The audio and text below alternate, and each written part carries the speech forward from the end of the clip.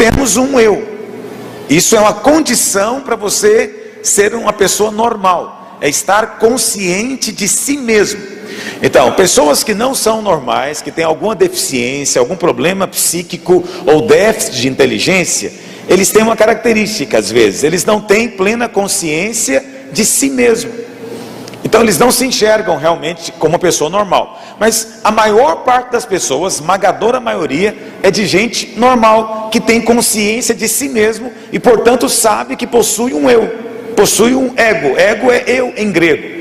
Como ele sabe que possui um eu, então ele não é cego a respeito disso. Então ele pode negar a si mesmo, ele pode negar a sua própria vontade, quando percebe que essa vontade está contrariando a palavra de Deus, por exemplo.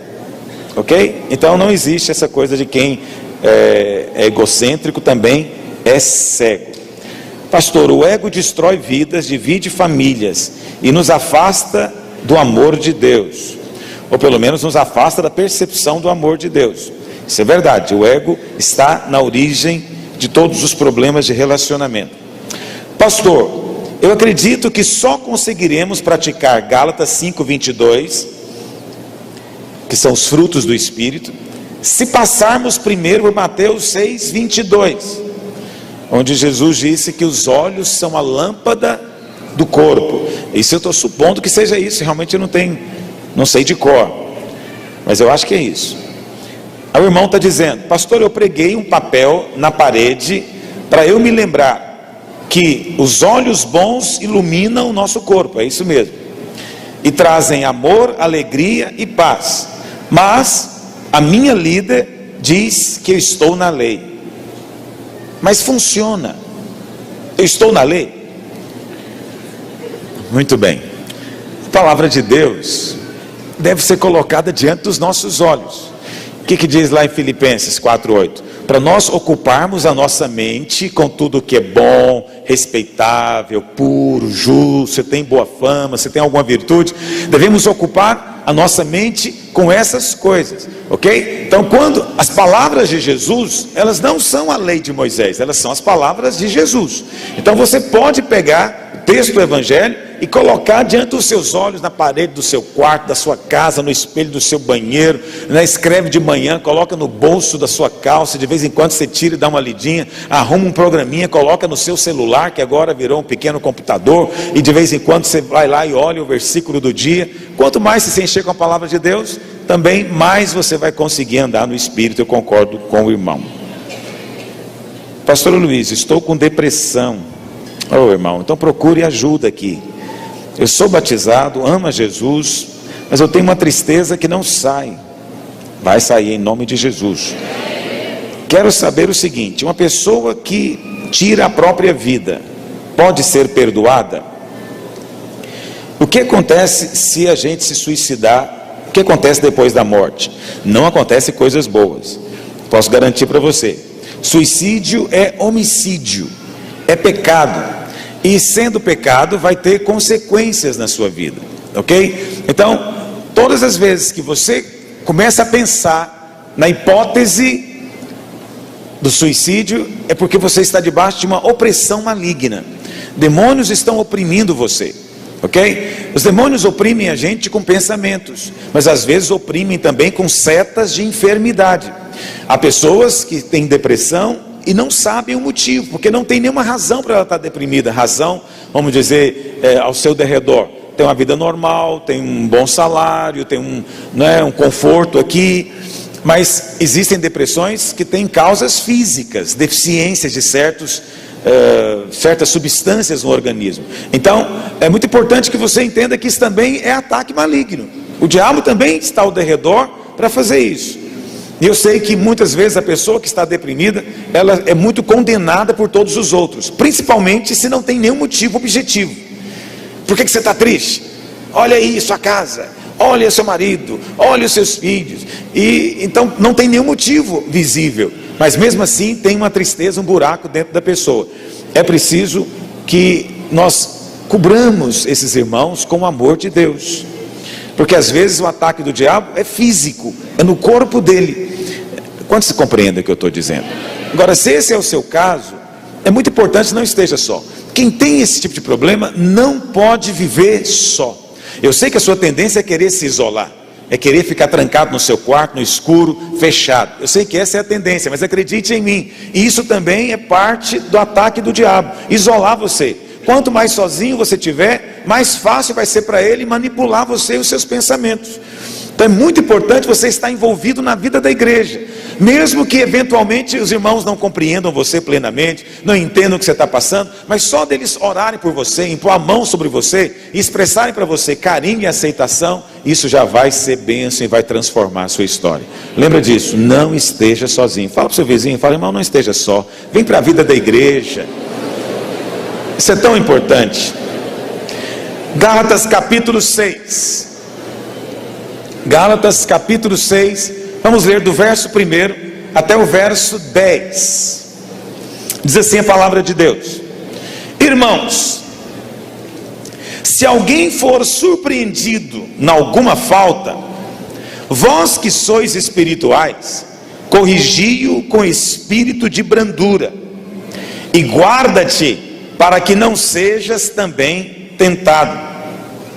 Levai as cargas uns dos outros, e assim cumprireis a lei de Cristo. Porque se alguém julga ser alguma coisa, não sendo nada, a si mesmo se engana. Mas prove cada um o seu labor, e então terá motivo de gloriar-se unicamente em si e não em outro, porque cada um levará o seu próprio fardo. Mas aquele que está sendo instruído na palavra, quantos estão sendo instruídos na palavra aqui? Aqui tem uma orientação para você: faça participante de todas as coisas boas aquele que o instrui. Ninguém diz amém, né? Eu digo amém porque eu sou o principal interessado. Então eu digo amém. Que palavra maravilhosa é essa? Que bom terminar o livro falando disso. Verso 7: não vos enganeis, de Deus não se zomba, pois aquilo que o homem semear, isso também ceifará.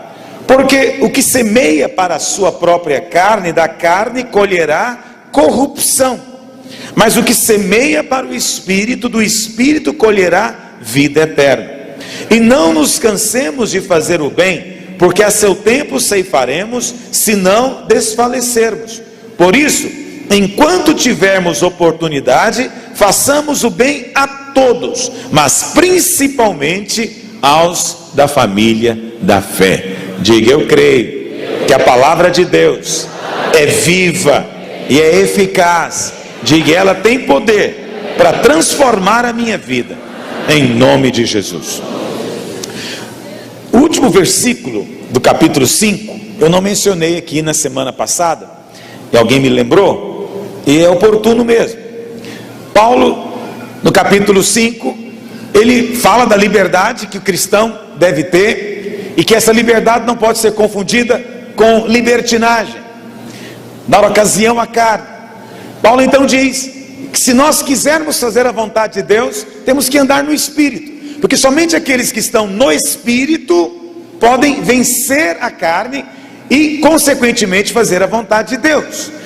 Aqueles que estão no Espírito andam debaixo da graça de Deus. Paulo diz: ande no Espírito, e enquanto você anda no Espírito, jamais você vai satisfazer o desejo da carne. Preste atenção nisso. A ordem bíblica não é vença a carne para depois ser espiritual. Não, a ordem bíblica é ande no Espírito, porque andando no Espírito você vai espontaneamente subjugar a carne. Amém, meus irmãos? Muitos invertem essa ordem, isso é muito sério. Paulo então diz, ele fala a respeito dos frutos do Espírito. É interessante que no capítulo 5 ele menciona os frutos do Espírito e menciona os frutos da carne. E agora no capítulo 6 ele fala da semeadura do Espírito e da semeadura da carne. O que significa isso? Se nós queremos colher o fruto do Espírito, temos que semear para o Espírito. Quando nós não semeamos, também não colhemos. No final Paulo diz, verso 26: não nos deixemos possuir de vanglória, provocando uns aos outros e tendo inveja uns dos outros. Paulo encerra essa questão da carne e do Espírito falando de um probleminha só. Qual que é o probleminha? Ele diz: existe um problema, não é? Que é como uma moeda, que tem duas faces. Qual que é o problema? O orgulho, a arrogância, não é? O orgulho é uma moeda que tem duas faces. Quais são as duas faces? As duas faces são vanglória e inveja. Vamos entender isso, quando você é orgulhoso e se julga superior aos outros, você começa a provocar os outros para que eles vejam a sua superioridade.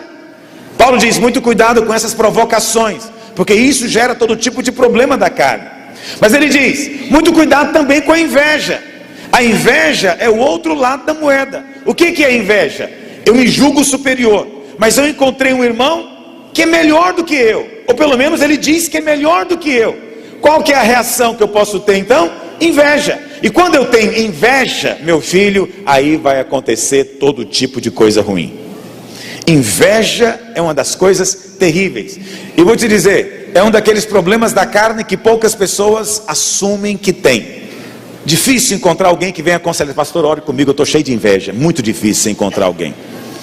Muito difícil encontrar alguém que reconhece, porque quando reconhece que há inveja, já é o meio caminho para vencê-la.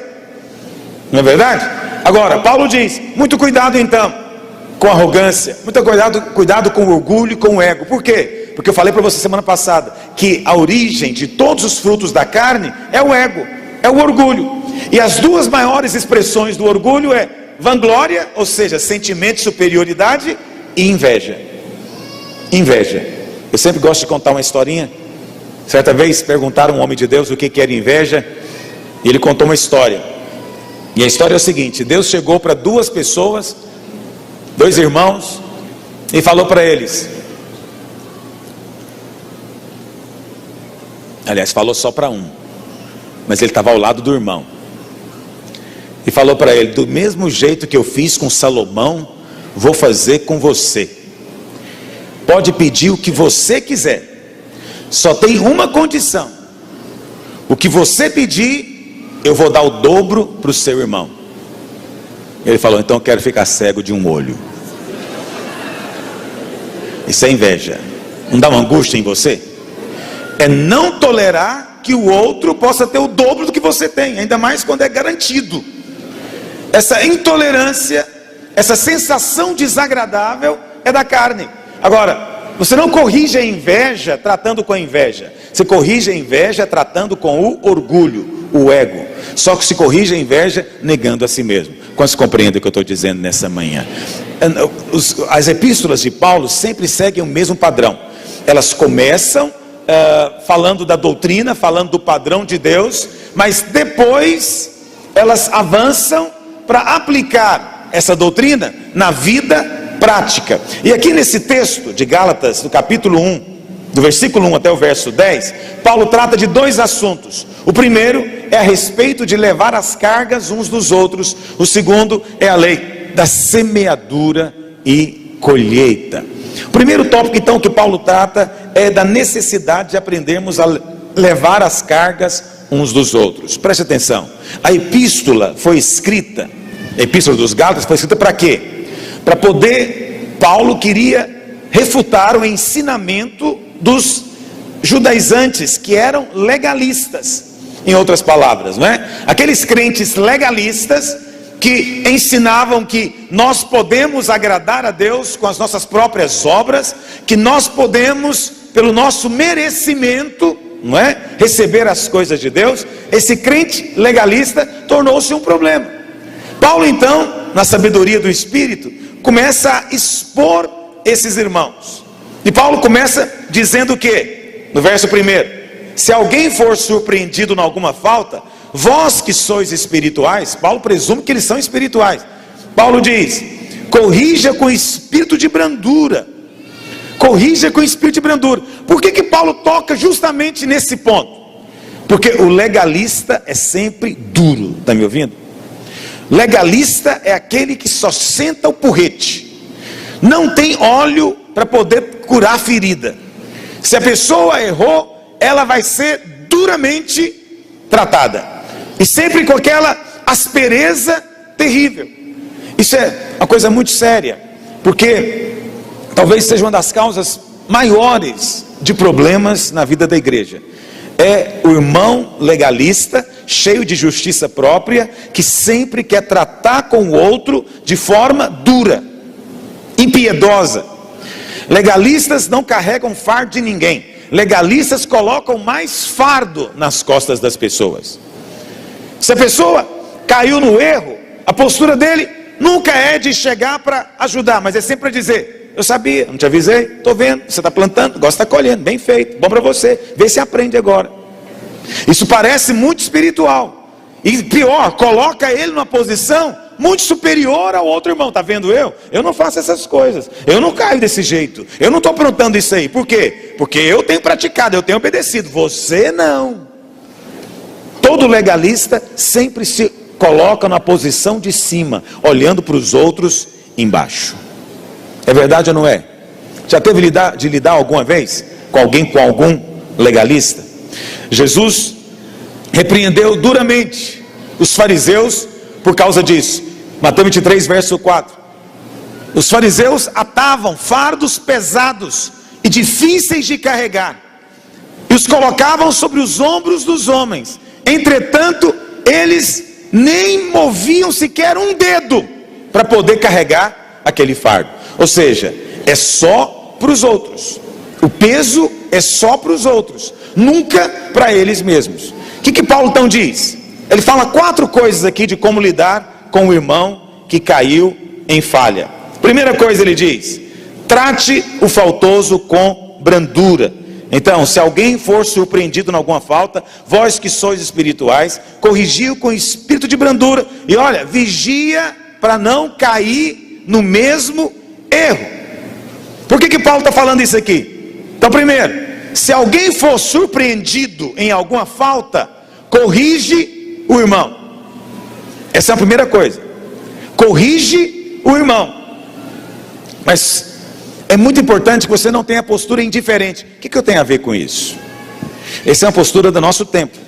Você viu um irmão, Paulo está dizendo, surpreendido. Por que surpreendido? Porque ele não estava visível, estava oculto. Mas sem ele perceber, ele foi surpreendido, foi pego fazendo aquilo. Paulo não diz: olha, ignora. Não, você não vai ignorar. Está me ouvindo? Não vai dizer: o que eu tenho a ver com isso? Isso é privacidade, problema pessoal dele, não vamos nos envolver. Nada disso. Na vida da igreja, nós somos responsáveis uns pelos outros. Portanto, você não pode ser indiferente. Mas há um outro ponto também: você não pode ser juiz para condenar o irmão.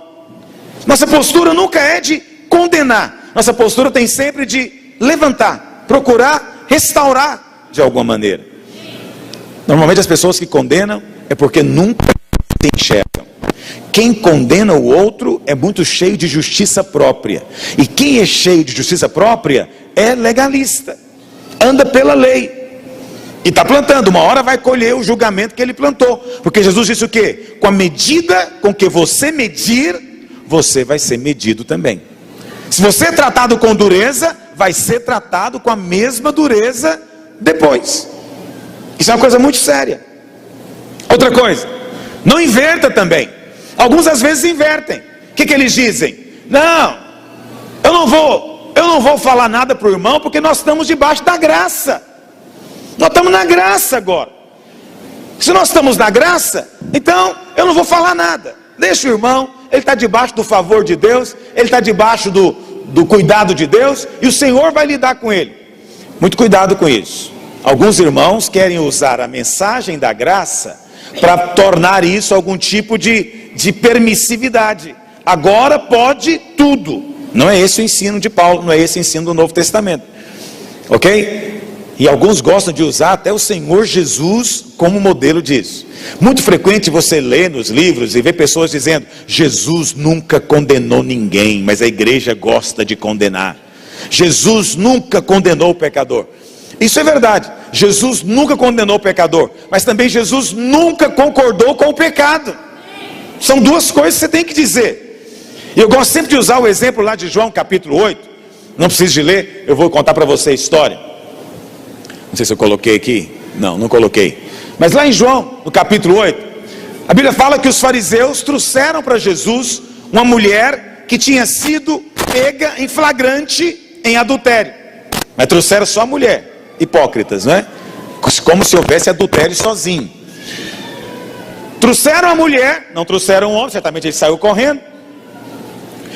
E falaram para Jesus: a lei de Moisés diz que essa mulher tem que ser apedrejada. O que você diz sobre isso?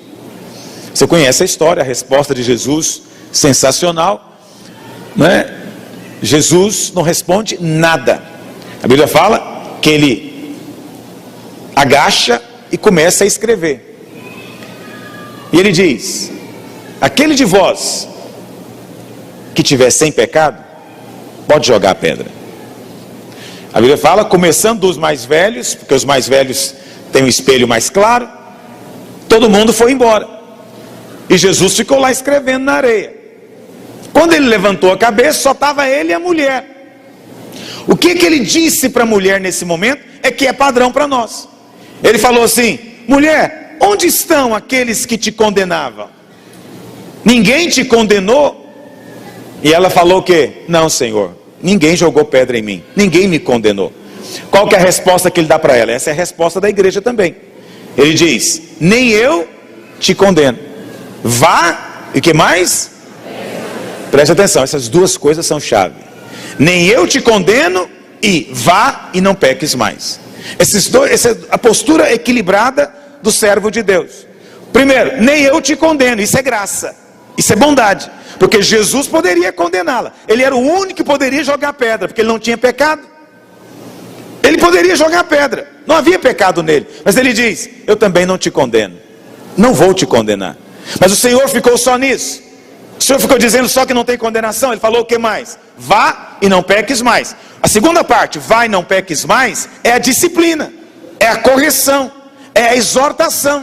O Senhor está dizendo: não concordo com o que você estava fazendo, não concordo com o adultério, é pecado, você sabe que é pecado. Eu não estou aqui para te condenar, mas agora você volta debaixo do perdão, e agora não peque mais. É isso que a Bíblia está dizendo. E certamente também é isso que Paulo está dizendo quando ele fala que a exortação tem que ser feita com espírito de brandura. Ele diz: corrija o irmão, verso 1, com espírito de brandura. Quem é brando? Brando é aquele que conhece as suas próprias fraquezas. Brando se torna manso e se torna também humilde, porque ele sabe que não está na posição de condenar ninguém, que não está na posição de jogar pedra em ninguém, mas a sua postura é de sempre de tolerar, ter paciência, mas de corrigir. A ordem bíblica é: corrige. Depois Paulo conclui dizendo o quê? E vigia, guarda-te, para que também não seja tentado como os demais. O que o legalista pensa? O legalista sempre acha: eu não caio nisso. Já ouviu irmãos dizendo isso? Eu não consigo entender como alguém foi cair nisso. Já ouviram essa frase? Eu fico pensando, como que ela não consegue entender? Ela é marciana? O que ela é? É de Júpiter? Ou então é um anjo disfarçado entre nós? Porque os anjos são capazes de entender realmente as tentações que você tem. Mas o que um outro ser humano sente que é estranho para você, meu filho? O que é estranho? Ah, eu nunca seria capaz de matar alguém. É porque você não se conhece. E muito cuidado, porque o Senhor vai mostrar para você. Não existe ser humano que não seria capaz de matar. O pecado está na nossa carne. Ah, eu não seria nunca capaz de fazer esse tipo de pecado. Não, tendo as condições favoráveis, as coisas todas podem acontecer com qualquer um. Não acontece porque não tem condições favoráveis. Entende o que eu estou dizendo? Não consigo entender como aquela pessoa saiu dando tiro. Já viram aqueles americanos enlouquecidos que saem na rua dando tiro em todo mundo? Você nunca teve vontade de fazer isso? Pastor, o que é isso? Se você é gente, já teve dia que você falou que queria pôr fogo nesse ônibus. Você está esperando no ponto de ônibus, o ônibus chega lotado e não para. O que você pensa? Podia estourar os pneus tudo agora. Eu estou desnudando você? Você sabe que é verdade. Todos nós temos esses ímpetos. Entende? Por isso Paulo diz: vigia, para você não cair no mesmo erro do outro. Por que Paulo diz isso? Porque existe um princípio espiritual, filho. Todas as vezes que você corrige alguém, você vai ser testado a respeito daquilo que você está corrigindo. Todas as vezes que você prega, você vai ser testado a respeito da pregação que você está pregando. Todas as vezes que você faz afirmações, você vai ser checado no espírito a respeito das afirmações que você está fazendo. Então Paulo está dizendo, olha, é coisa muito séria ficar corrigindo os outros. É coisa muito séria ficar exortando os outros, porque a mesma exortação que você está fazendo a ele, você vai ser tentado para ser checado, o diabo vai requerer isso de você. Pedro falou o que para Jesus? Todos podem te deixar, mas eu não, eu nunca. Pois ele foi o primeiro a aprontar. E Jesus falou o que para ele? Pedro, eu orei por você, porque você foi requerido para ser peneirado. Por que ele foi requerido? O diabo requereu. O diabo é que falou. Não, ele falou que ele é o máximo. Ele falou que ele é o máximo. Eu quero ter o direito de ir lá peneirar para ver se é mesmo. Eu quero balançar a ar para ver o que vai cair de lá. Aí o Senhor falou o quê? O Senhor proibiu? Não, o diabo não vai peneirar. O que o Senhor falou? Eu orei por você, para que você continue firme depois da peneira. Por quê? Porque é inevitável. Depois que você faz a afirmação, agora você vai ser checado a respeito disso. E é interessante, normalmente, isso é que torna as pessoas hipócritas. Normalmente, as exortações que as pessoas mais frequentemente fazem, às vezes são as primeiras em que elas caem. Por isso Paulo diz, vigia para não cair no mesmo erro. Segunda coisa, ele diz no verso 2, ajuda a levar o fardo. Verso 2 Paulo diz, levai as cargas uns dos outros, e assim cumprireis a lei de Cristo. Algumas versões dizem, levai o jugo uns dos outros. Quando eu me converti, quando eu me tornei pastor, tinha uma igreja aqui em Goiânia, que eles tinham um trabalho de apacentamento muito precioso. Hoje não existe mais essa igreja, mas eles tinham um trabalho chamado de companheiros de jugo. Todos os membros da igreja tinham que ter um companheiro de jugo, o que é uma coisa muito preciosa. É um tipo do anjo da guarda mesmo, como nós fazemos, só que não era só com o novo convertido, era normal que todos tivessem um companheiro de jugo. Por quê? Todos nós às vezes temos que levar pesos que são grandes demais para nós. O que são os fardos? O que são as cargas? Cargas são problemas, dificuldades, cargas são lutas que nós passamos, de todos os tipos, às vezes enfermidade, às vezes lutas de relacionamento conjugal, às vezes dificuldade com filhos. Existem fardos de todos os tipos, e às vezes os fardos parecem insuportáveis, às vezes parecem insuportáveis. Então, nesse momento, Paulo está dizendo, é necessário que nós compartilhemos a luta uns dos outros. Mas aqui entra um problema também. Mais uma vez Paulo está confrontando os legalistas que havia na Galácia. Qual que é o problema? Gente legalista não compartilha fardo de ninguém.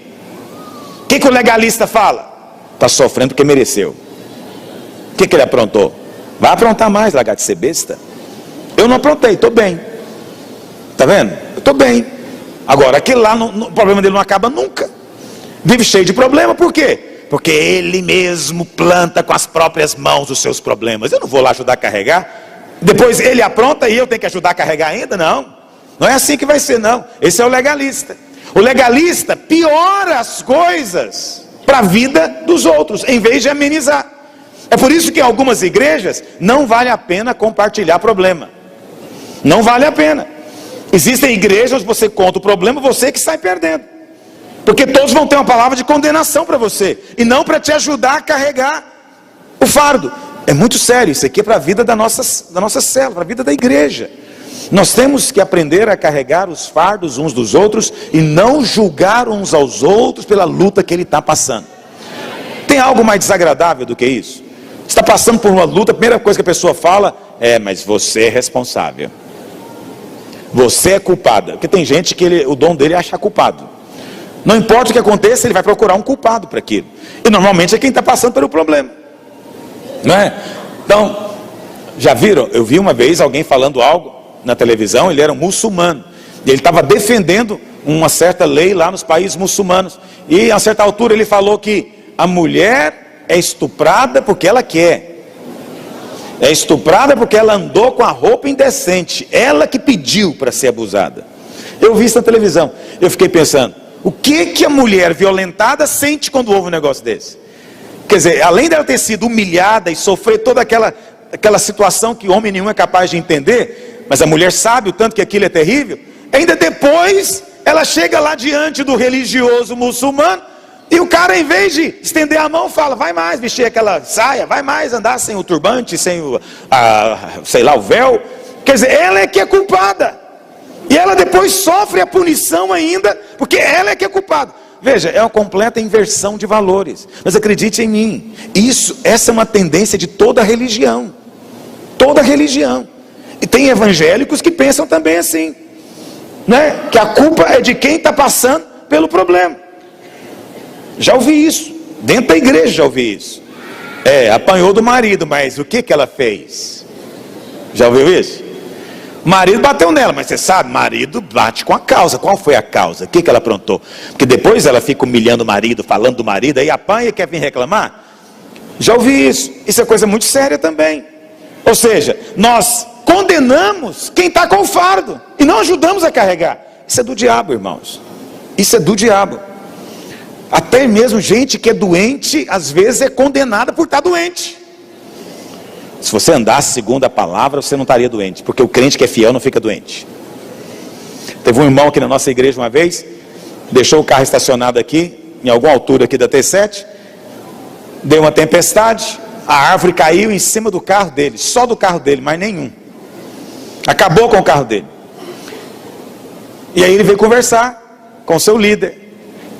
Qual que é a primeira coisa que o líder fez para amenizar o fardo dele? Perguntou para ele, irmão, você é dizimista? Ajuda bastante, não ajuda? Você fica assim numa paz. Você dá uma vontade louca de adorar nessa hora. Veja, isso aconteceu aqui. Então não estou falando mais de muçulmano. Estou falando aqui. O irmão está com um problema, o irmão está com uma luta, uma angústia enorme. E ele chega perto do seu líder, em vez de ter um companheiro de jugo, tem um legalista para descer a lei na testa dele. Você conhece a lei, darás o dízimo, não deu dízimo, devorador prontou com você. Não tem nada que possa ser feito. Vai beber o cálice que Deus te deu em paz. É espiritual. Todo legalista parece muito espiritual. Ele é profético. Só falta ter um cabelão igual de Moisés e João Batista. Não é verdade?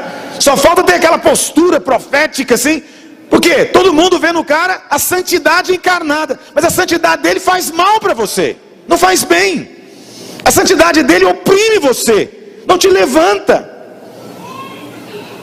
Eu não gosto de falar de mim, mas eu tenho que me defender a respeito de uma coisa.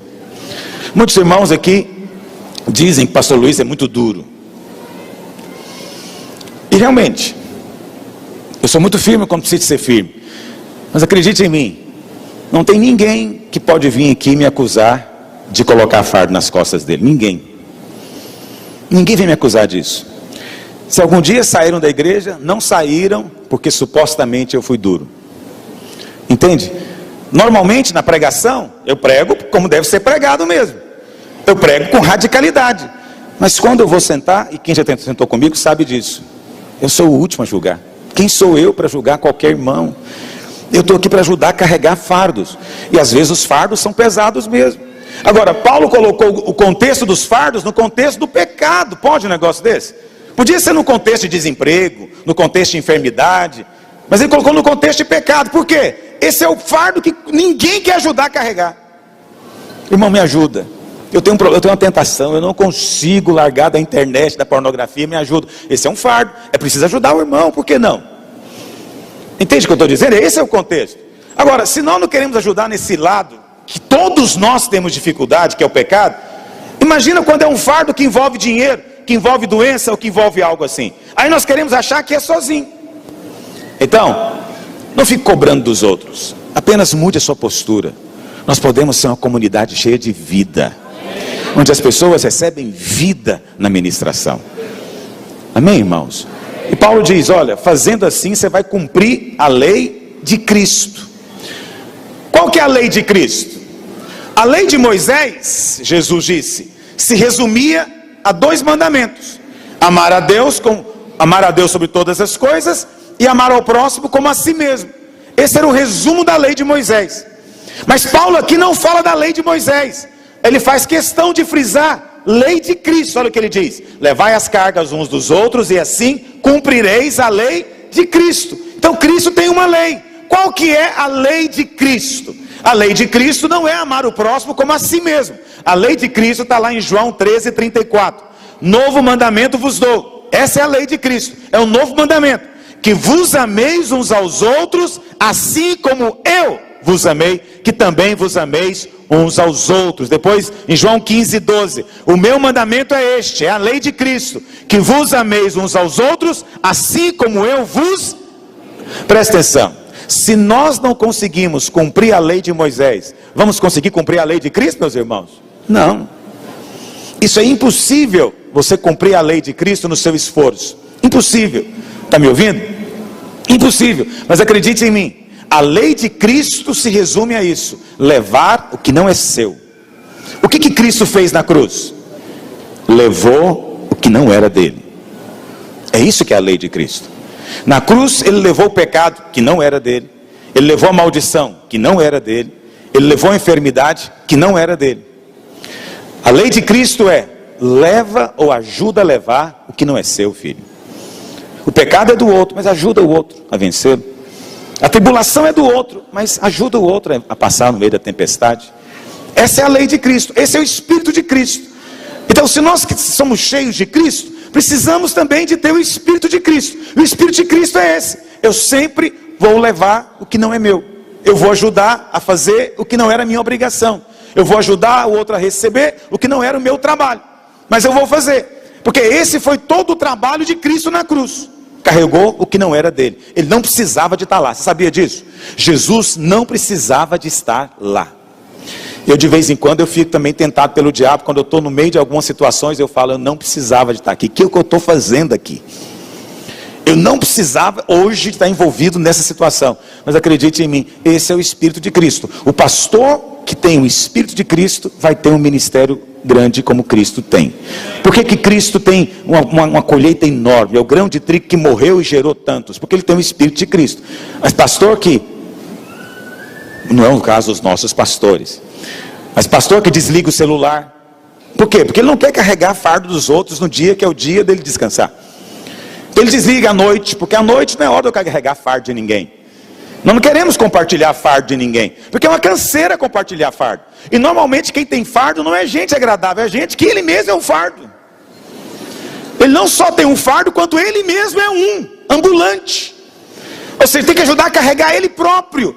E acredite em mim, tem dia que ser pastor é um fardo. Aí é preciso de outro pastor ajudar a carregar o fardo. Ou às vezes o líder, ou às vezes o membro. Você pode ajudar o pastor também a carregar o fardo. A célula às vezes pode ser um fardo. Sim, a própria igreja pode ser um peso. Depende do momento, depende da circunstância. Às vezes há problemas acontecendo, enfermidades acontecendo. Eu fiquei muito feliz de ver a maneira como a célula da Lília, nossa irmã que faleceu, se comportou nos dias em que ela estava internada. Aquilo é uma atitude de compartilhar fardos. Ajudaram, eu sei porque eles me mandavam todos os dias torpedo falando o que estava acontecendo, o que eles estavam fazendo, de como eles estavam orando, de como eles estavam indo no hospital, revezando para acompanhar, revezando para ajudar. Isso é muito precioso. Quando isso acontece, há uma imagem de Cristo aparecendo ali. Nós temos que ser essa igreja, amém, meus irmãos? Eu quero cumprir a lei de Cristo, quantos querem também? Paulo está dizendo que é muito simples, é só levar ou ajudar a levar a carga uns dos outros. Essa é a expressão maior da lei de Cristo. Precisamos ser conhecidos como companheiro de jugo. Fala para o seu vizinho, fala: irmão, eu quero ser seu companheiro de jugo, em nome de Jesus. No verso 3 e 4,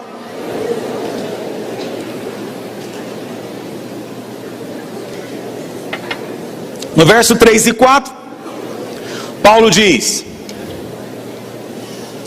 porque se alguém julga ser alguma coisa não sendo nada, a si mesmo se engana. Mas prove cada um o seu próprio trabalho, seu esforço, e então terá motivo de gloriar-se unicamente em si e não em outro. Terceiro princípio para você levar o cargo ou fardo dos irmãos: não pense de si além do que convém. Entendeu? O crente legalista, ele está sempre debaixo de um espírito de competição, para saber quem é mais santo, quem é mais justo, quem é mais correto, quem é mais. Ele quer saber os mais. Ele é cheio de heróis humanos, porque ele acredita que toda bênção é fruto de esforço. Portanto, aquele que é muito abençoado é porque se esforça muito. Então ele é o meu herói. Como que esse sujeito conseguiu ter uma igreja tão grande? Meu Deus, é difícil demais ser abençoado assim. Tem uma bênção tão grande. Isso significa que ele é muito bom, ele é muito santo, ele é muito correto, ele é muito puro, ele pratica tudo. Então ele é meu herói. Isso é do diabo. Quanto mais heróis humanos você tem, mais carnal você é. Quanto mais você tem essa postura de idolatrar homens, é porque você conhece muito pouco da graça de Deus. Quem conhece a graça de Deus só tem olhos para o Senhor Jesus. O resto fica tudo apagado. Pastor, quer dizer que eu vou desonrar os outros? Não, muito pelo contrário. Eu vou honrar o meu irmão cada vez mais. Vou honrar porque eu amo, porque eu me enxergo, porque eu não penso em mim além do que convém. Mas não vou idolatrar, porque o que ele tem não é fruto dele, é fruto do Espírito. O que ele tem não é por causa dele, é por causa de Cristo. Cristo quis abençoá-lo. Por quê? Porque ele não merece, porque a bênção é para quem não merece. Isso é uma coisa muito séria. Paulo diz: muito cuidado com o que você pensa de si mesmo. Paulo está falando aqui para os legalistas. Muito cuidado, esse não é o Espírito de Cristo. Quem pensa de si coisas grandes, normalmente vai pensar do outro que o outro é pequeno. Essa é que é a verdade. Quem se acha muito bom, não vai querer levar fardo de ninguém. Por quê? Porque ele acha que quem tem fardo, ele está apenas tendo consequências. E ele não tem nada a ver com as consequências. A Bíblia fala que nós temos que ajudar o irmão também na colheita dele. Plantou coisas ruins, mas ainda assim podemos ajudá-lo na colheita dele. Pastor, mas isso não parece apropriado. Mas foi o que Jesus fez, meu amigo. Jesus pegou a colheita que era sua. Aquilo era colheita. Ir para o inferno é colheita. Mas Jesus pegou a colheita que era nossa e tomou para si. Nós também às vezes temos que ajudar pessoas em colheita. Uma mãe me procurou esse tempo atrás pedindo uma ajuda financeira para o filho drogado. E o filho drogado manipulava ela emocionalmente, de todos os jeitos. E ela acabou dando dinheiro para ele e fez uma dívida. E ela veio me procurar: pastor, me ajuda a pagar a dívida. Eu fiquei meditando nisso. Eu falei: meu Deus do céu, como é que eu faço para ajudar alguém a pagar uma dívida dessa? Eu vou ajudar a pagar a dívida. Esse menino, ele devorou esse dinheiro nas drogas, isso é tudo crack. Ela pagou porque ela quis. Se eu pagar, ela vai continuar pagando para ele. Eu vou estar alimentando o erro. Meu Deus do céu, que dilema terrível. Mas ao mesmo tempo, se eu não pagar, essa mãe vai morrer. Essa mãe não vai ter o que comer, porque está tudo comprometido. E aí o menino morre também. Tudo bem, ele é drogado, mas ele vai morrer. É pior morrer, não posso deixar morrer, ele tem que viver. E aí é uma situação difícil. Aí você precisa ter o Espírito de Cristo. Eu vou ajudar a carregar esse fardo. Não merece. É um fardo de colheita, de plantios muito ruins. Mas eu vou ajudar você para você comer todo mês. Todo mês nós estamos ajudando a irmã até ela pagar essa dívida que o menino fez. Para o menino não ser morto. E para ela também não morrer junto com o menino. Porque pelo menino ela vai dar vida com certeza. Entende? Agora ela é irmã. O filho dela não. O filho dela não é crente. Mas ela é irmã. Ela tem um fardo. O fardo dela é pesadíssimo. Quem já teve alguma história de drogado ou alcoolizado na família sabe o tanto que esse fardo é pesado. É pesado. Meu filho é um negócio pesado. E ninguém quer ajudar a carregar. Ninguém quer saber de drogado nem alcoolizado. Porque é um fardo quase insuportável. É muito difícil mesmo. Mas se alguém veio pedir para você, não volte as costas para ele, filho. Não volte as costas. Faz o que está ao seu alcance. Cristo fez o que estava ao alcance dele. Só que o alcance dele era muito grande. Ele podia nos salvar. Eu não tenho poder para salvar ninguém, mas eu tenho poder para fazer muitas coisas. Mas o alcance de Cristo era muito grande. Mas ele fez o que estava ao seu alcance. Nós também temos que fazer o que está ao nosso alcance para cumprir a lei de Cristo. A lei de Cristo é levar o fardo que não é seu, levar o peso que não é seu. Não fique pensando de si além do que convém, porque quem pensa de si não ajuda ninguém. Quem pensa muito de si não ajuda ninguém. Eu trabalhei? Vai ele trabalhar também. Eu também tenho luta e eu estou conseguindo superar. Ele que consiga superar os dele também. Essa é a conversa do legalista. Mas às vezes ele é um bom líder, mas é legalista. Mas às vezes ele é até um bom pastor, mas é legalista. Não sei se é possível ser bom pastor legalista, mas é para pastor. Entendeu o que eu estou dizendo? Mas eu consegui, ele também consegue. Eu também tenho essa luta, sou gente igual ele, estou aqui de pé. Ele que vai se virar também. Agora eu vou ter que carregar as coisas dos outros. Por favor, a igreja só me arruma esse tipo de coisa. Eu quero ir para o culto e quero ficar em paz. Eu vou para o culto, o pastor agora fala um negócio desse. Mas é por isso que nós somos a igreja em célula. Porque depois de você aprender tudo sobre a graça de Deus, onde é que você vai praticar isso, filho?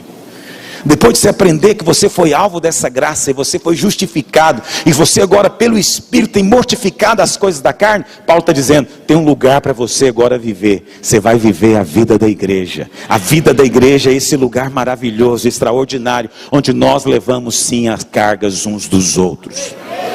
Louva a Deus por muitas das nossas células. Muitas nossas células têm uma vida extraordinária. Quando eu vejo o testemunho desses irmãos, eu choro. É precioso ver isso. Alguém me disse essa semana que mesmo nas células de jovens, quando um casal jovem da igreja resolve se casar, e a maior parte dos nossos membros são gente muito simples, que não tem tanta condição, mas os irmãos se mobilizam para comprar para eles, vamos montar a casa, né, pastor Arla? Eu ouço isso, eu fico encantado, eu falo, isso é levar fardo que não é dele, não é filho dele, ele é jovem como aquele jovem, mas ele está lá ajudando a carregar o fardo do outro. Vamos comprar uma cama para ele, vamos comprar um guarda-roupa para ele. E o fogão, tem fogão. Os irmãos fazendo isso sem precisão. Ou seja, não é problema seu, o problema é dele, ele que vai casar. Se ele não tem condição, que não se case. Não é assim que o legalista pensa? Mas o irmão não vai casar assim, vamos ajudar você a casar. Esse é o Espírito de Cristo. Onde tem o Espírito de Cristo, vai ter glória de Cristo também ali. E vai ter salvação, e vai ter crescimento, e vai ter multiplicação também. Quantos creem no que eu estou dizendo? Me emociono cada vez que eu falo da vida da igreja, genuinamente. Quarto e último coisa que Paulo diz no verso 5. Mas prove cada um o seu labor, e então terá motivo de gloriar-se unicamente em si e não em outro. Porque cada um, esse aqui é o verso 5 na verdade. Porque cada um levará o seu próprio fardo. Então, o quarto ponto que Paulo fala é que cada um, no final das contas, é responsável por si. E aí, é que muitos daqueles irmãos, eu gosto dos irmãos que são entendidos de Bíblia, eles se antecipam e já fazem as perguntas que eles julgam ser muito difícil. Pastor, no verso 2 fala, para nós levarmos a carga uns dos outros. Agora no verso 5 diz, cada um deve levar o seu próprio fardo. Afinal de contas, vamos ter que levar o fardo ou não vamos ter que levar o fardo? Manda Paulo decidir o que ele quer que a gente faz. Porque parece uma contradição, parece ou não parece? Quantos tinham percebido isso? Estou falando, sempre tem os irmãos, eu louvo a Deus pela sua vida, você lê de fato, você não passa os olhos. De fato, tem duas afirmações aparentemente contraditórias. Como é que podemos conciliá-la? Entendê-lo no contexto maior. Ora, quando Paulo fala de ajudar a levar fardos, são aqueles fardos que são grandes demais para nós. E a palavra fardo ali é aquela que é usada como canga mesmo, que os animais, o jumento, o boi, tem que carregar. Entende? É muito pesado, tem que ir na parelha, tem que ir de dois. Muito pesado. Mas acontece algo maravilhoso. Uma sinergia espiritual. Esse meu fardo aqui tem 100 quilos. Do meu irmão tem outro. Mas quando nós dois juntamos os fardos, há uma sinergia espiritual, de maneira que nós dois juntos somos capazes de carregar aquilo que sozinho eu não poderia carregar. Então tem coisas que é para ser dividida, mas Paulo está dizendo que tem outras que não dá para dividir. O que não dá para dividir? É a nossa responsabilidade no dia do julgamento. Você vai ser julgado por Deus, portanto você é responsável pelo seu pecado. Eu posso ajudar o irmão a vencer o pecado dele. Eu posso ajudar o irmão a tentar vencer a tentação que assola ele. Eu posso ajudá-lo naquilo que tiver ao meu alcance. Isso eu devo fazer para cumprir a lei de Cristo. Mas lá no dia do julgamento, cada um vai prestar conta de si. E ninguém vai poder dizer, eu estava lá na videira, numa célula, ninguém me ajudou, Senhor. Ninguém vai poder dizer isso, porque o fardo é seu, não é dos outros. Está me ouvindo? A responsabilidade é sua. Essa é que é a verdade. E qual a responsabilidade que é nossa? É a responsabilidade de obedecer, de responder a Ele. Esse é o seu pacote. Ninguém pode compartilhar ele com você. A obediência, no final das contas, é individual. E isso é algo muito precioso. Alguém aqui está me lembrando de Simão Cirineu, que ajudou Jesus a carregar a cruz. Com certeza é o mesmo Espírito. É o mesmo Espírito. Porque muitos de nós dizemos: não, ele busca a Deus. Deus é que vai ajudar ele. Quem sou eu para ajudar os outros? Mal consigo carregar meu peso. Entende? Então ele que busque a Deus. Não foi isso que disseram de Jesus? Ele que clame a Deus. Simão Cirineu não. Ele foi lá para ajudar a carregar. Entende? Não que ele queria que o Senhor fosse condenado, mas ele queria que o Senhor sofresse menos. Não dá para eliminar o sofrimento dos outros, mas dá para diminuir bastante, se a gente tiver disposição. Não dá para eliminar, não dá para carregar tudo. O Senhor não quer que você carregue tudo dos outros. Não é carregar o outro, não é carregar a vida do outro, não é isso. É ajudar, é cooperar, é deixar o celular ligado, é ter disposição de responder quando for solicitado. Quantos dizem amém? O segundo ponto que Paulo trata é o princípio da semeadura e colheita. Ele diz: verso 7, não vos enganeis, de Deus não se zomba. Você não brinca com as coisas de Deus, você não brinca com as coisas espirituais. Existe uma lei que é uma lei imutável, que não tem exceção, inexorável, não tem como você escapar dela. É a lei da semeadura e colheita. Eu tenho a impressão que Paulo resolveu mencionar esse tópico aqui justamente por causa dos crentes legalistas. Por quê? Porque todo legalista adora a lei da semeadura e colheita. Adora jogar para os outros isso. Você plantou, filho, vai colher agora. Fazer o quê? Você plantou, vai colher. Você não pode colher o que você não plantou. Você está sofrendo é porque você merece. Então o legalista adora isso aqui. Mas tem um outro aspecto que talvez, a Bíblia não diz, mas eu imagino, que talvez o legalista dissesse. Ele falasse: como é que você está querendo ir para o céu, você não fez por onde? Já ouviram religioso falando isso? Você não fez por onde, mas você quer ir para o céu. Em outras palavras, o céu é uma colheita do que nós semeamos aqui. Mas isso é mentira. Isso é mentira do legalista.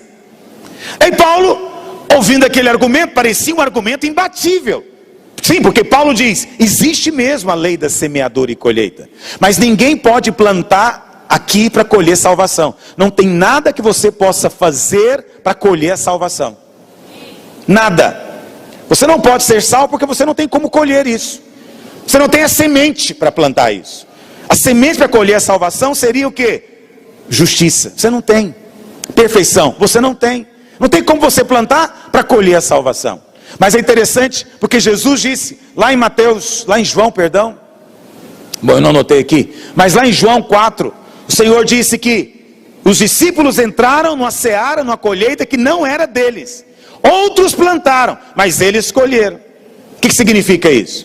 Você não podia plantar a salvação, é como se Paulo estivesse dizendo, mas ele está dizendo: Jesus plantou, e Deus colocou você para colher o que Jesus plantou. Você mesmo não plantou, mas você entrou na colheita, você entrou na seara que não era sua. A seara era dele, a salvação era só dele, a salvação era só para ele, porque só ele pisou aqui na terra e nunca cometeu pecado. Então era só para ele, a seara era só dele, a colheita seria só dele, mas na sua graça Deus colocou você na seara que não era sua. Mas para todas as outras coisas, preste atenção, a lei da semeadura funciona. Para todas as outras coisas. Eu tenho meditado nisso muito profundamente, porque são dois conceitos aparentemente contraditórios, da graça e da semeadura, mas eles existem. Paulo diz, eles são reais, não brinque com isso. Ele diz, não zombe de Deus. Se você plantar, não espere coisa boa se plantar coisa ruim. Se plantar coisa boa, pode esperar que você vai colher também. Não brinque com isso, é o que ele está dizendo. Lá em Gênesis 8:22, a palavra do Senhor diz: enquanto durar a terra, não deixará de haver sementeira e ceifa, frio e calor, verão e inverno, dia e noite. São 4 coisas que nunca vão deixar de acontecer enquanto existir o planeta.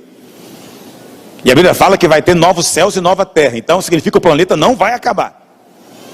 Aí, o que o Senhor diz? Enquanto a terra existir, nunca deixará de haver o que, meus irmãos? Sementeira e significa que a lei da semeadura, então, vai continuar aqui por tempo indeterminado. Nós não sabemos quanto tempo vai durar a terra. Esse é o tempo que vai durar a lei da semeadura. Então a lei da semeadura, ela é real. Ela é real. Eu gosto sempre de mencionar as 3 leis da semeadura e colheita. A gente normalmente aplica elas para oferta, mas acredite em mim, ela se aplica a todas as áreas da nossa vida. Qual que é a primeira lei da semeadura? Cada semente gera de acordo com a sua espécie. Cada semente gera de acordo com a sua espécie. Amém, meus irmãos? Amém. Veja bem, lá em Jó, eu não coloquei a referência aqui de Jó. Deixa eu pegar aqui para os irmãos. Jó capítulo 4, verso 8, diz assim: segundo eu tenho visto, os que lavram a iniquidade e semeiam mal, isso mesmo eles cegam, eles colhem. Isso é afirmação bíblica. Então se você lavrou, plantou iniquidade, semeou mal, não espere colher o bem. Quem planta goiaba não vai colher manga. Está me ouvindo? Esse é um princípio espiritual que muita gente brinca. Por quê? Porque ele acha que pode zombar de Deus. Paulo diz, não zombe. O que você plantar, você vai colher. Não tem exceção. Não tem acepção de pessoas. Não importa se você é crente ou se você é incrédulo. Não há exceção. O que todos plantam, todos vão ter que colher de acordo com a semente que plantaram. Segunda lei, nunca colhemos o mesmo tanto que semeamos. Oséias 8:7 diz, porque semeiam ventos, colherão o que, meus irmãos? Ou seja, quem planta vento vai colher um furacão. Por quê? Porque nós nunca colhemos o mesmo tanto que plantamos. Nós sempre vamos colher muitas vezes mais. Isso, por um lado, é um grande consolo, não é verdade? Mas por outro, é uma grande advertência. Pastor, por que é um consolo? Porque se você planta um pouquinho de amor que seja, você vai colher depois um caminhão cheio de amor. Está me ouvindo? Se você planta um pouquinho de tolerância, você vai colher muita tolerância com você depois. Por isso eu procuro plantar, porque nós estamos plantando o tempo inteiro. O tempo inteiro, então procure plantar o que é bom. Mas por outro lado é uma advertência. Você planta às vezes uma palavra dura, você vai colher centenas. Você plantou 1 minuto de aspereza, você pode colher um dia inteiro de raiva contra você. Esse é o princípio espiritual. Você nunca colhe o tanto que planta. E por último, você nunca colhe na mesma hora que semeia. Paulo diz no verso 9, e não nos cansemos de fazer o bem, porque a seu tempo ceifaremos. Tem tempo para tudo. Tem tempo de plantar e tem tempo de colher. Tempo de plantar e tempo de colher. Mas acredite em mim, as sementes da carne, elas brotam mais rápido do que as sementes do Espírito, viu? É preciso ter paciência. Semente de amor demora mais para colher do que semente de raiva. Semente de raiva você colhe ódio rapidinho. Às vezes você planta agora, daqui meia hora você está colhendo já. Entende? Porque é assim que funciona com tudo que não presta. Você vai plantar uma árvore, vai demorar, mas o capim você nem planta às vezes. E se plantar vai crescer rápido. Planta grama para você, grama cresce rápido. Você joga semente, choveu, já está brotando. Então, tem certas sementes que brotam rápido, outras demoram mais. Mas acredite, nunca é instantâneo. Sempre vai envolver alguma demora. Essa demora é que gera às vezes o problema. Porque nós quase nunca lembramos daquilo que semeamos. É muito comum ouvir irmãos dizendo, falam para mim frequentemente, pastor, estou passando por isso, mas não plantei isso não, pastor. Eu tenho certeza, nunca plantei isso. Mas então você está dizendo então que Deus é injusto. Você está colhendo o que não plantou? Quem colhe o que não plantou, tem algo errado com Deus então, ué? Mas a Bíblia diz que tudo que você planta, você colhe. Não, mas eu não plantei isso. Como é que eu posso colher isso? Plantou. Só que a gente esquece. Não atentamos no nosso dia a dia. E que estamos constantemente plantando. Paulo diz que tem 2 tipos de semeadura. Ele fala que tem a semeadura natural e a semeadura espiritual. Qual que é a semeadura natural? Ele fala no verso 6. Mas aquele que está sendo instruído na palavra, faça participante de todas as coisas boas aquele que o instrui. Aqui tá, essas coisas boas aqui, o que você acha que é? É dinheiro mesmo, filho. É dinheiro. O texto está falando de dinheiro. Agora, o dinheiro pode ter muitas formas. Às vezes é um mero de um escambo, não é verdade? Você está lá, muito comum no interior do nosso estado aqui, nossos pastores, eles ganham galinha, o salário deles vem num leitão, né?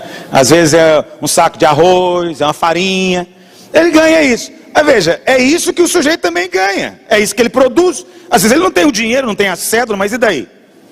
O que importa é coisa boa. Então, Paulo diz, você está recebendo coisas boas do seu pastor. Você está recebendo coisas boas daquele que instrui você. Está recebendo coisas boas do seu mestre, vamos dizer assim, seu professor. Paulo diz o que então? Então semeia nele. Faça ele participante também das coisas boas que você tem. Paulo está dizendo o que na verdade? Que muito daquilo que você tem é na verdade resultado do que ele tem te ensinado, do que ele tem te abençoado. Então você não faz mais do que a obrigação de abençoar ele também. Vou colocar o nome da minha conta no envelope de oferta uma hora dessa. Sim, você é voluntário, você pode me ofertar se você quiser. Mas vá lá que alguém quer. Aí você nunca fez que não teve ocasião. Eu quero te dar oportunidade. Ninguém diz amém? Amém. Agora fiquei animado. Presta atenção. Não estou atrás do seu dinheiro. Eu já sou muito abençoado. Mas é muito importante que você semeie. Muito importante que você semeie, porque se você semear reconhecendo que tem recebido algo de Deus, você vai ser abençoado. Mas você não tem que fazer isso em mim. Fazendo isso na vida da igreja, você está abençoando a mim também. E abençoando dezenas de outros pastores que também têm abençoado você. Que também têm suprido você. Essa semeadura, Paulo diz, você não se engane, você vai colher. Você vai colher. Então há uma semeadura que é natural, eu estou chamando de natural, porque é uma semeadura financeira. Mas você diz, pastor, mas você não falou agora mesmo que cada semente gera de acordo com a sua espécie? Qual que é a semente que o pastor jogou em mim? Ele não jogou em mim, não foi sementes de coisas espirituais? Como é que ele quer colher dinheiro agora? Não plantou dinheiro em mim, ele não me deu dinheiro nenhum. É verdade ou não é? É verdade.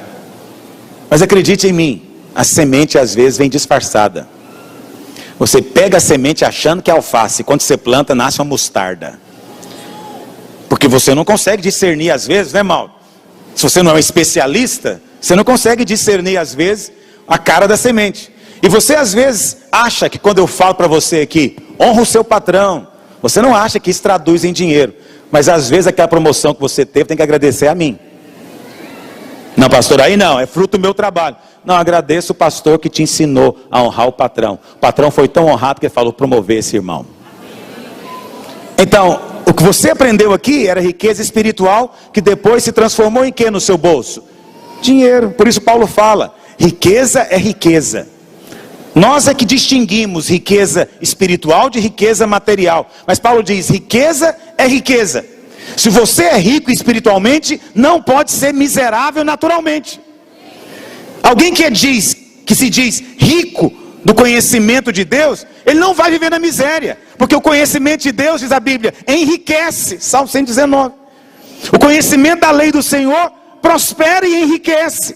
Ora, então aquele que se diz muito conhecedor, mas o seu conhecimento não se traduz em prosperidade, é preciso dele reavaliar se aquilo realmente é espiritual. Porque o que é espiritual, lá no final, vai redundar em bênção financeira na sua vida. Acredite no que eu estou te dizendo. Quando você vem aqui, você não é abençoado só espiritualmente, não. Se você vem para uma reunião e vai embora para sua casa mais leve, a sua família vai agradecer você, vai ou não vai? Rapaz, foi bom demais a palavra hoje, estou me sentindo leve, aleluia, que maravilha. O que você acha do seu menino do seu lado? Olha, fala, maravilha, meu pai está feliz, aleluia. Abençoa o menino. E a mulher do lado, seu pai está feliz, vamos sair para comer fora hoje, meu filho. Não é maravilhoso isso também? Até o seu almoço tem que agradecer às vezes a palavra daqui. Pastor, você tá valorizando muito essa pregação. É porque é importante. Paulo chama de riqueza. É riqueza. Ele foi enriquecido, nem que seja com a sensação de paz que ele teve. Foi enriquecido, foi abençoado. Imagina seu casamento sendo salvo. Olha o tanto de dinheiro que você não economizou, se livrando de um divórcio. Divórcio empobrece. Toda pessoa que divorcia empobrece. Esse é um fato, não é espiritual não, é um fato estatístico. Quem divorcia empobrece. Ele cai o padrão, porque fica tudo mais complicado. Então veja, se depois daquela palavra, aquele retiro de casal, seu casamento foi salvo, filho, você vai prosperar muito mais agora. Isso é bênção. Então, todo conhecimento espiritual no final vai resultar em bênção material também. Quantos estão compreendendo o que eu estou falando? Eu preciso te dar mais algum exemplo para isso. Só de eu ensinar você a andar no Espírito. Não, vou ensinar você a ser guiado pelo Espírito. Aí apareceu uma proposta para você, um negócio irrecusável. Aí você lembra, o pastor me ensinou para eu orar e ver se eu tenho paz. Que a paz é o árbitro. Aí você vai orar e não sente paz. Aí você fala, não vou fazer não, porque o pastor ensinou que eu não devo fazer nada, que eu não tenho paz. Eu não estou em paz. Aí você é livrado de uma falcatrua, você vem descobrir depois. Você teria um prejuízo enorme, porque aquele negócio era uma grande enganação. Foi abençoado financeiro? Foi ou não foi? Mas onde é que você foi abençoado financeiramente? No dia que você ouviu a palavra como ser guiado pelo Espírito de Deus. Veja como é que são as coisas. Ou o contrário também. Você foi orar, um negócio que ninguém acreditava, que ninguém achava que era bom, mas você foi orar. E o Espírito falou com você, vai, te deu alegria, te deu empolgação. Você falou, não sei porque eu estou indo, mas eu vou, sinto que é de Deus. Você vai, prospera, ganha muito dinheiro. Mas nunca veio para dizer obrigado ao pastor que te ensinou a ouvir o Espírito.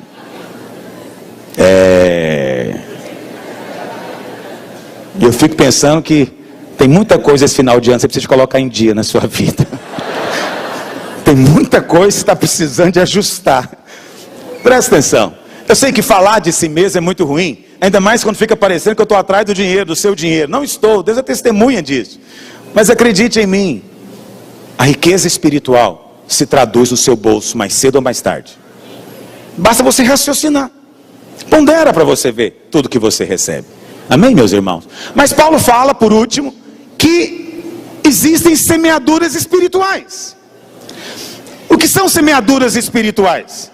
Acompanhe aí. Já estou encerrando. Olha o que ele diz no verso 8. Porque o que semeia para a sua própria carne, vai colher. Vai colher o quê? Corrupção. Essa palavra corrupção significa deterioração, morte no final das contas. Mas ele diz também, o que semeia para o Espírito, do Espírito colherá vida. Então, aqui eu volto a afirmar para você essa verdade de Deus. Você só pode ter fruto se plantou a semente do fruto. Está me ouvindo? Como é que você quer ter fruto do Espírito se não semeou para o Espírito? Você só semeia para a carne. Pastor, o que é semear para o Espírito ou para a carne? O que são sementes? Sementes, preste atenção, olha para cá. Sementes são palavras, sementes são atitudes, ações, e também são pensamentos. E são sementes. Está me ouvindo? Eu só falo de maneira negativa, só falo de maneira incrédula. Como é que eu vou colher para o Espírito? Estou semeando para a carne. Eu não vou colher fé. Fé não é um dos frutos do Espírito? É. Mas eu não posso colher. Por quê? Porque eu plantei para a carne. Eu semeei para a carne. Como é que eu posso colher santidade se eu não plantei santidade?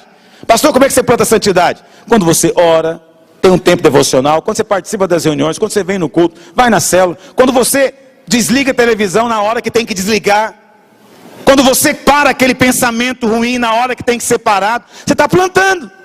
Aí você vai plantar e vai colher santidade. Agora, tem gente que fica assustado quando a carne manifesta. Assustado por quê? Você não plantou, meu filho. É televisão o tempo inteiro, vídeo, é internet nos lugares impróprios, não ora, não lê a palavra, não medita na palavra, não tem interesse nas coisas da igreja, das coisas do Espírito. Aí depois, pá, brota um fruto ruim aqui. Aí ele fala, não estou entendendo, parece, eu sou crente, pastor, como é que aconteceu isso comigo? Não, você é crente, meu filho, mas você está só plantando coisa ruim, vai colher coisa ruim. Está plantando para carne, vai colher carne, não vai colher santidade. É que os irmãos só leem o capítulo 5, que fala do fruto, mas não lê do capítulo 6, que fala da semeadura. Para ter o fruto do Espírito, tem que semear para o Espírito. O nosso problema é que nós olhamos para a semente muito pequenininha e achamos que ela é insignificante, Mauro. É insignificante essa semente, porque ela é muito pequenininha. Tem semente que é muito pequena, mas acredite, o potencial ali dentro daquela semente é grande. Vai brotar uma planta grande dali, mesmo a semente sendo pequena. Você também às vezes acha que é coisa pequena. É aquela palavra áspera, é aquela atitude ruim, é aquele pensamento, você fica acalentando, achando, é só na minha mente, ninguém está vendo, não tem consequência nenhuma. Tem, você está plantando para a carne. Quando planta para a carne, vai colher coisas da carne, vai colher morte, corrupção. Planta para o Espírito, para você ter fruto do Espírito na sua vida. Ontem eu estava ministrando no casamento, estava dizendo para os noivos, não existe uma área onde a lei da semeadura e colheita é mais visível do que no casamento. Não existe. O casamento é o lugar que você mais vê essa lei funcionando. Tanto quando o marido semeia na mulher, a mulher no marido, e ambos semeiam nos filhos. Então eu vou ousar afirmar algo para os irmãos aqui nessa manhã. Primeiro, a maior parte das coisas que você acha que é tribulação, na verdade são apenas colheitas de coisas que você plantou.